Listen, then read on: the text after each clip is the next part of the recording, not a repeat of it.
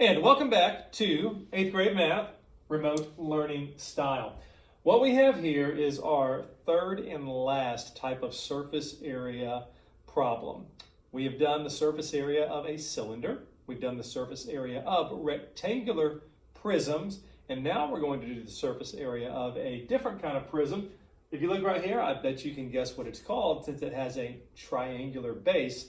This is called a triangular prism, which means that there'll be two triangles in it, one right there on the top and then another one right there on the bottom. Therefore, you have two bases, just like the rectangular prism, except with this one, you don't get to choose what the base is because it has to be a triangle, and there's only two triangles there. So the two triangles are the two bases. So I'm going to shade this one in because I say a lot of times, shade the base. The other thing I say, you guys know this, is draw the base. So I've already drawn it off here to the side, and I put the dimensions around it. So this triangle is 3 yards on one side, 4 yards on that side, and then 5 yards on this side. So I'm putting those numbers around the triangle. And then there's one number left in the prism, and it's 2. And I hope you can see that the 2 is the height. It's the distance between the two bases right there. So that's where the 2 is going to come in later. Now, we're going to pick which surface area formula to use. And let's say right now, I ask you to find the lateral surface area. Okay? Let's just look at the formula. This is from the formula chart. You can look it up. It'll be available every time. S equals capital P times H.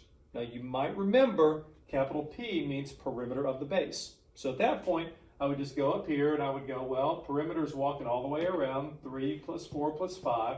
That's going to give me a 12. So I have my P number. And then H is my height number, and we already talked about that a minute. That is the 2 because it's the distance between the two bases.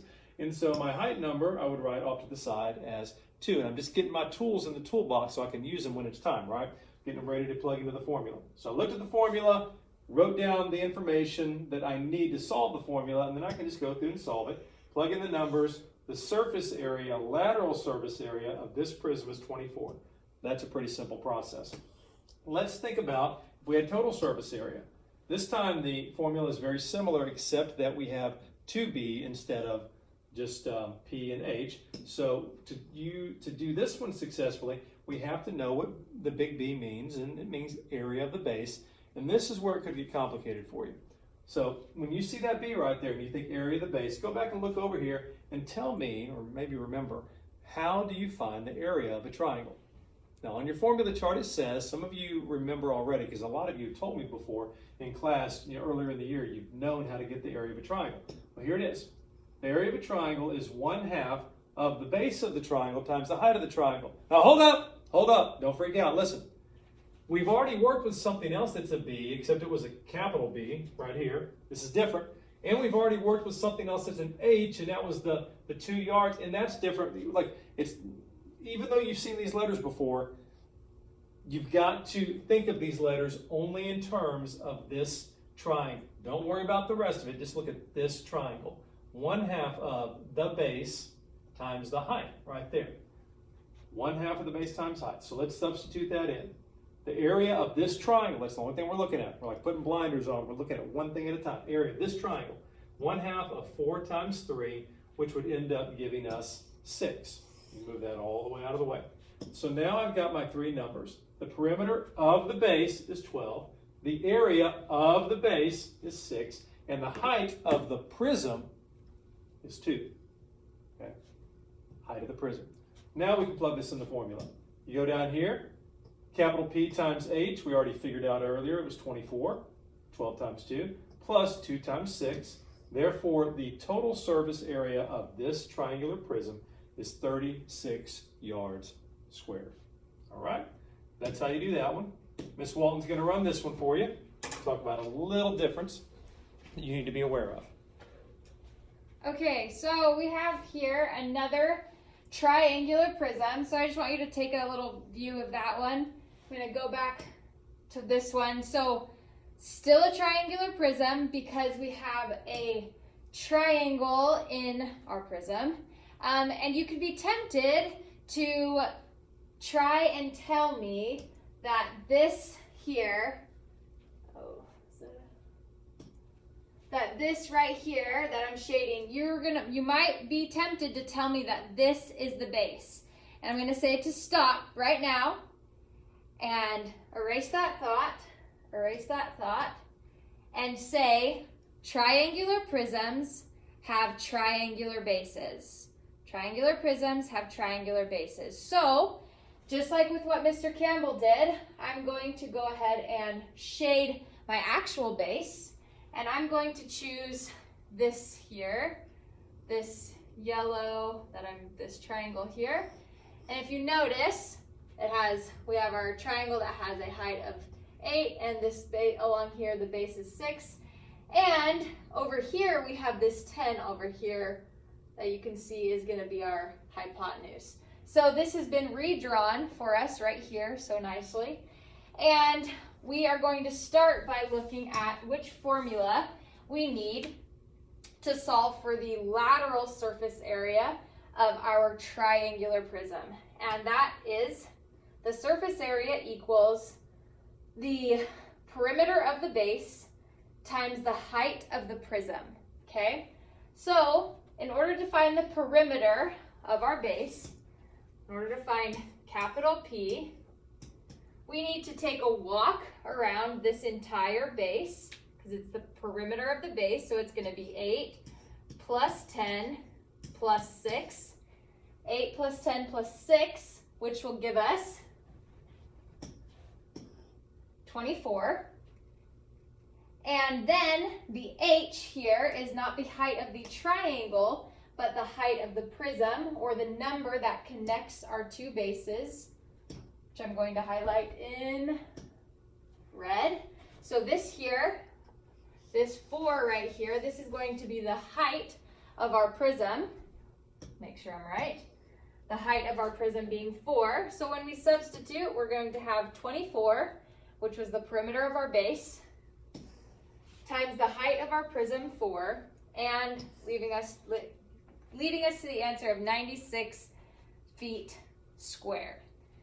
So now, if we were to need to find the total surface area, we're going to include that second portion of our formula being the perimeter of our base times our height, which we just found, which was 96, plus 2 times capital B, which is capital B being the area of the base! The area of our base. And so we see here, what's this formula for, I asked? That is for the area of the triangle. All right, so we have area of the triangle equals 1/2 base times height. And just as Mr. Campbell said, I'm going to emphasize again, we've seen B's and we've seen H's up to this point, but when we're looking at the area of the triangle, we are looking for the base being this, 6, and the height, get a different color, and the height of our triangle being this 8 here. So 1/2 times 1/2 times 6 times 8, which will lead us to 24. 6 times 8 is 48, divided by 2 is 24. So now we have all of our numbers needed to substitute here. We found 96. We can just substitute it plus 2 times 24, which leads us to 144 feet squared. Okay, last thing. You've seen one example that's pretty standard, then another example where it's oriented a different way and you really have to pay attention and think about it. The last example just has a different piece of thinking you have to do regarding the base. So here's what I'm going to show you. The other two triangles we've had have been like this. We could draw them and then call this the height right here. This one's different. So watch me draw it and then see if you can figure out what the height is going to be.